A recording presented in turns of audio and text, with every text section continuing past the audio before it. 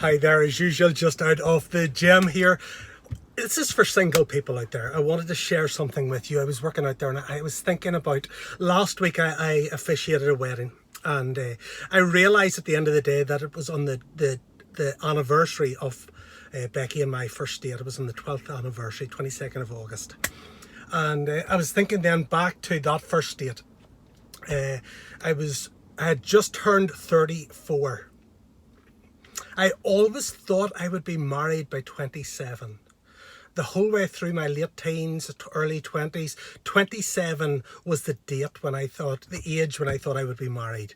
And 27 came and 27 went. And 28 and 29 and 30, 31. And I was always the guy at all my friends' weddings who was single.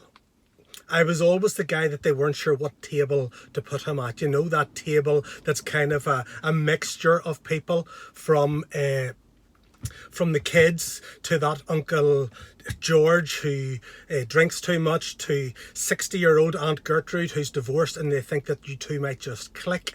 That was the table I was often put at, and it was pretty depressing at times. I think one summer I went to 9 different weddings of different friends while I was single. And what I'm trying to communicate is this. My first date with my wife, I think I just turned 34. And so it wasn't in my timeline. And yet we got engaged 4 months and 2 days later. In fact, we started looking at rings within 6 weeks. We're now married. It is our anniversary this month in September. It will be our 12th anniversary, 11th, 12th. I'm not sure, I should know this stuff.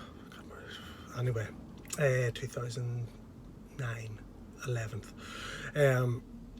What I'm trying to say is this, that my timeline and God's timeline are different. I have the date that I think something should happen, and God has the appointed time. And my frustration and my disappointment and my disillusionment often comes when God's timeline and mine don't Google sync. That his timeline and mine aren't aligned. And yet, 12 years on, I am so thankful for his timeline. I am so thankful that I waited. I am so thankful that I didn't rush things or force things in previous relationships before that. And I just want to encourage you, because this week I've heard from a lot of you just about frustrations about not meeting somebody, about broken relationships, about all of the desire to be married but it's not happening. And I just want to encourage you right now, trust God's timing. Of course, do the best you can with what you've got. Okay, I tell everybody that, whether you're single or married. Whatever God has given you, do the best you can with it, okay? But when you do that, trust his timing. Don't settle for less than his best. When you meet that person who he has aligned with you, who he has called to partner with you for life, you will know it. And there will be a flow and an ease with it. Doesn't mean it'll always go smoothly or perfectly. But what I really just want to say is trust his timing, single people. Some of you are... I know girls, for some reason 30 for girls is that age when you start to panic a little bit. Guys, we can probably go a little bit longer. Guys, trust God's timing. My wife was 30 when we got married.